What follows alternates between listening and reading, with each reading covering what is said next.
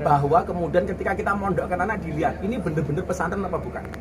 Makanya dari awal kayak anak kita itu si Atam mau bikin pesantren, saya dukung asalkan dikelola dengan profesional dan dipasrahkan kepada ahlinya. Jangan sampai kemudian kita tidak punya kemampuan tentang pesantren, hanya sekedar membuat. Maka harus cari orang-orang yang profesional untuk menangani pesantren itu.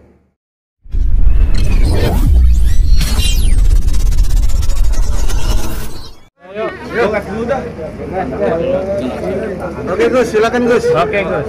Hari ini kita berbuka puasa dengan teman-teman dari BUMN. Sebenarnya bukan buka puasa sih, kajian habis sholat Isya. Jadi salah satu HP-nya berbunyi.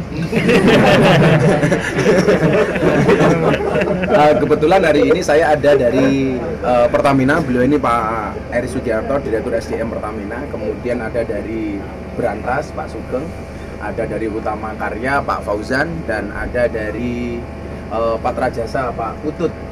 Jadi salah satu yang kita lakukan hari ini adalah memberikan wawasan kebangsaan yang benar kepada teman-teman di BUMN. Apalagi kemarin Presiden Pak Jokowi mengatakan jangan sampai kemudian istri-istri TNI Polri termasuk kawan-kawan di BUMN itu terpapar dengan pikiran-pikiran radikalis yang mencoba memecah belah bangsa dengan sifat-sifat intoleran dan lain sebagainya.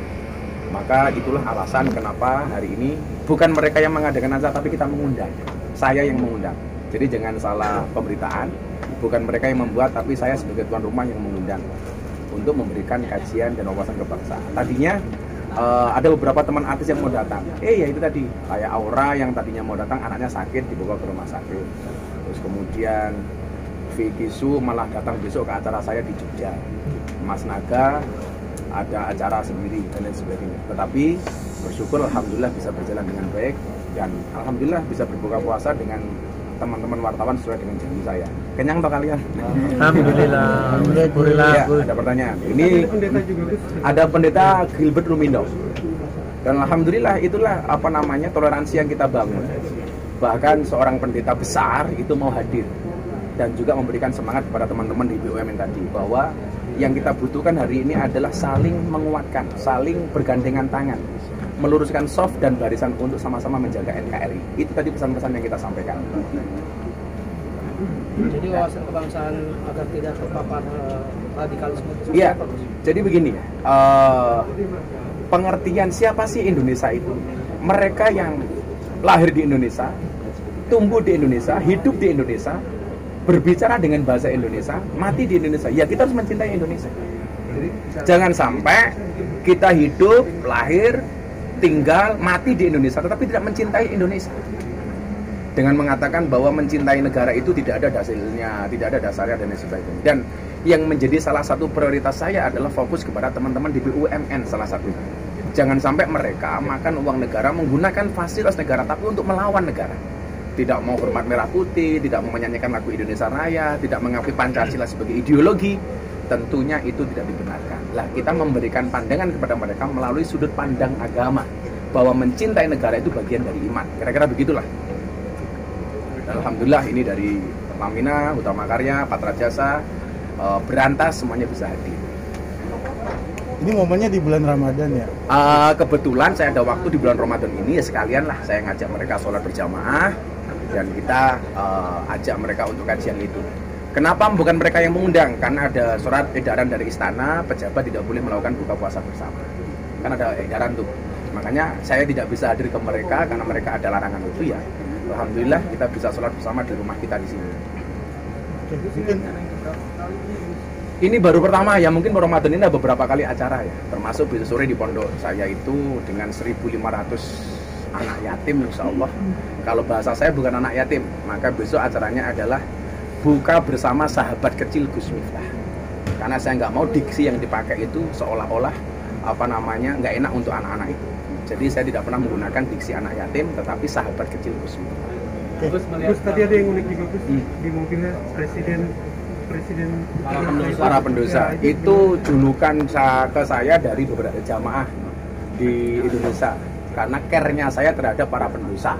Salah satunya nih, mana dari Mangor Gas? Nah, sini mau. Nah, ini beliau ini ikrar pokoknya mau ngawal pengajian Abah Miftah ya, Mong ya. Siap. Jadi saya mencoba masuk ke semua lini, termasuk kepada orang-orang yang dianggap marginal, dianggap kurang baik. Karena itu tadi, jangan pernah melihat mereka dengan kaca mata dan sudut pandang yang negatif, karena mereka bisa berubah. Kita lihat dari ini Maung luar biasa, bahkan beliau diangkat menjadi adik angkatnya Habib Lutfi, kan keren. Maka kemudian saya dikasih mobil sama jamaah itu dengan tulisan Presiden Para Penerus, karena kedekatan saya dengan mereka. Kalau untuk yang nonton slot itu masih Gus? Masih, bahkan saya ini ada acara di Antv besok, salah satunya tentang itu. Jadi saya punya program baru di Antv, judulnya Jalan Dakwah Gus Miftah. Jadi lika-liku dakwah termasuk di tempat-tempat klub malam dan lokalisasi. Nanti akan kita buat secara berkala. Gus, ini kan buka puasa dengan BUMN, apakah juga ada sedikit ya perbincangan tentang kemarin Pertamax yang naik gitu? Wah, kalau itu di luar wewenang saya. Kalau itu Mungkin di luar ada wewenang saya. Perbincangan itulah bagaimana? Kalau saya sebagai tokoh agama, tentunya mengingatkan kepada teman-teman bahwa pemerintah itu adalah pelayan rakyat. Nah, bagaimana kemudian melayani rakyat dengan sepenuh hati.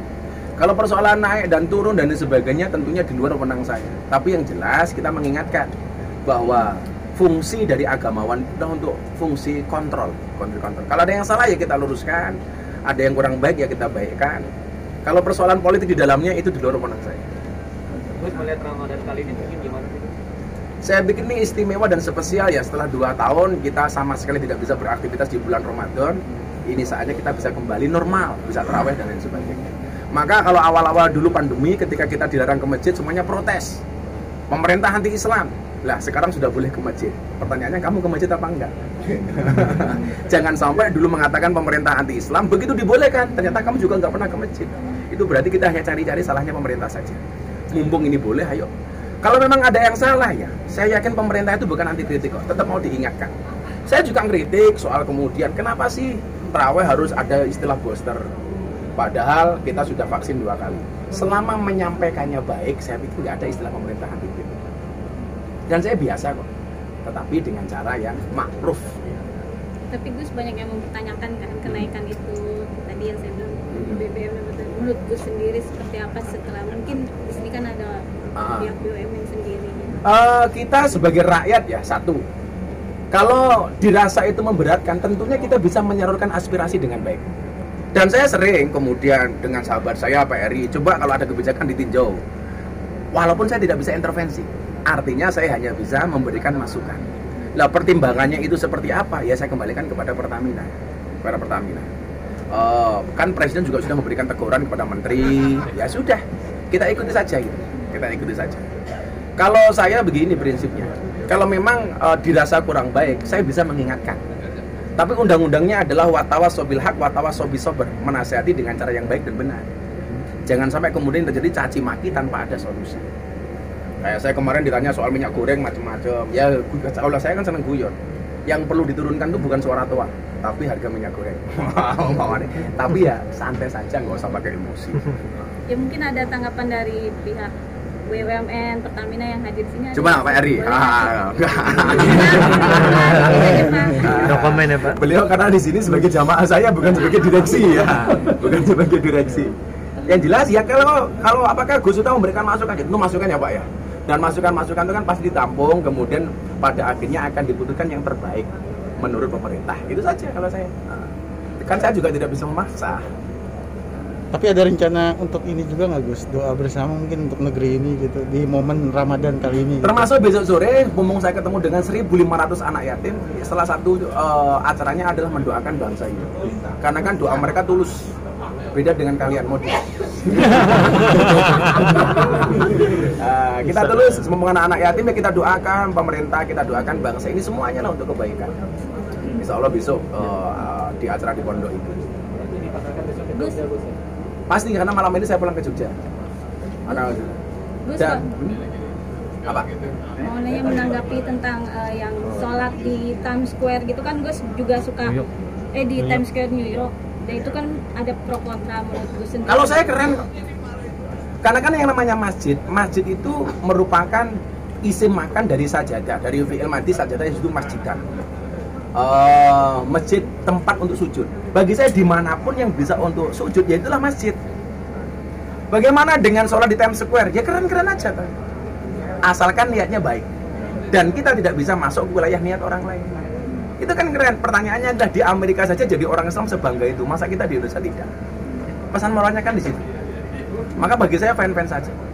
Kayak kemarin orang membaca Quran di Malioboro, bagi saya baik-baik saja kok itu. Baik-baik saja kalau niatnya untuk syiar. Kalau saya bilang, wah mereka niatnya untuk pamer, saya nggak bisa masuk wilayah niat kepada mereka. Mereka nanti orang ikhlas kita bilang begitu kan kita yang salah, maka kita nggak boleh. Bagi saya bagus untuk syiar, apalagi di Amerika. Sama halnya dulu ketika saya ngajak orang mabuk di Malioboro untuk sholat, itu kan sama aja sebenarnya. Cuman mungkin amplifikasi pemberitaannya tidak sebesar di Times Square, itu saja. Terus, ada niatan nggak sih bersama teman artis juga?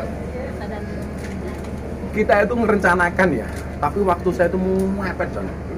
Ata juga sibuknya minta ampun. Kemarin kita mau buka puasa dengan keluarga asik gitu saja sampai ini belum keturutan. Karena kan jadwal saya harus saya bagi di Jakarta, di Surabaya, di Jogja, dan di luar daerah. Makanya kita menemukan kecocokan waktu itu yang susah. Tapi percayalah kita setiap saat itu komunikasi untuk saling mengingatkan antara satu dan yang lain. Ya. Gus, yang terbaru Gus, ada ponis mati yang pemerkosa 13 santri itu gimana? Saya setuju. Kalau saya setuju. Karena itu bagi saya udah kebangetan. Dan saya dari awal kan pernah posting soal itu. Karena salah satu efeknya adalah ya kita yang di pesantrennya sebenarnya kita baik-baik saja kena imbas. Seolah-olah dunia pesantren itu seperti itu. Makanya kalau saya secara pribadi ya, nggak ada satu santri pun yang punya kontak nomor HP saya nggak boleh. Dan saya nggak punya kontak nomor HP santri. Kalau ada santri putri konsultasi, saya selalu didampingi oleh istri saya. Atau kita bareng-bareng. Selamanya ketika saya ngaji di klub malam, nggak ada anak-anak klub malam yang punya nomor HP saya. Yang punya hanya manajer dan ownernya saja. Karena apa? Itu bagian dari proteksi. Maka kalau ada vonis seperti itu bagi saya, ya sudahlah itu urusan pengadilan. Karena sudah kebangetan menurut saya. Sangat memalukan. Dan yang kena efeknya pesantren. Yang melakukan hanya oknum kiai, tapi yang kena imbasnya semuanya. Kan gila mau kiai memperkosa 13 santri gitu kan. Mau dibilang mendalu. Dan yang kena efeknya kita semuanya. Maka saya mendukung keputusan pengadilan. Supaya ada efek jerak untuk yang lain. Jadi pembelajaran. Langkah-langkah selanjutnya apa Gus kalau biar nggak sampai terulang kembali kayak gitu Gus? Apa yang harus dilakukan pesantren? Satu hal bahwa kemudian ketika kita mondokkan anak dilihat ini bener-bener pesantren apa bukan. Makanya dari awal kayak anak kita itu si Atta mau bikin pesantren, saya dukung asalkan dikelola dengan profesional dan dipasrahkan kepada ahlinya. Jangan sampai kemudian kita tidak punya kemampuan tentang pesantren, hanya sekedar membuat. Maka harus cari orang-orang yang profesional untuk menangani pesantren itu. Gus, mengenai hebohnya saat untuk trading itu semuanya seperti apa sih? Trading itu begini ya, selama kemudian perusahaannya terdaftar di Bapepti, ya itu berarti resmi. Kalau di luar Bapepti ya berarti abal-abal. Ikulah yang resmi. Satu, yang kedua, sukses itu melalui banyak proses, bukan melalui banyak protes. Jangan kemudian hanya gara-gara terbawa gaya hidup, kita akhirnya terjebak dengan keinginan kaya secara instan. Tentunya itu kurang benar. Makanya banyak hari ini artis yang konsultasi sama kita, gimana Gus. Ya, saya bilang, kalau mau ikut seperti itu, pastikan perusahaannya itu legal dan resmi sesuai undang-undang pemerintah. Itu saja saya. Kalau enggak, itu pasti abal-abal. Tapi sudah ada beberapa artis yang Saya tidak sebut nama, tapi banyak artis yang komunikasi soal itu. Dan dulu sebenarnya ada teman yang trading seperti itu mau nyumbang kita, tapi alhamdulillah kita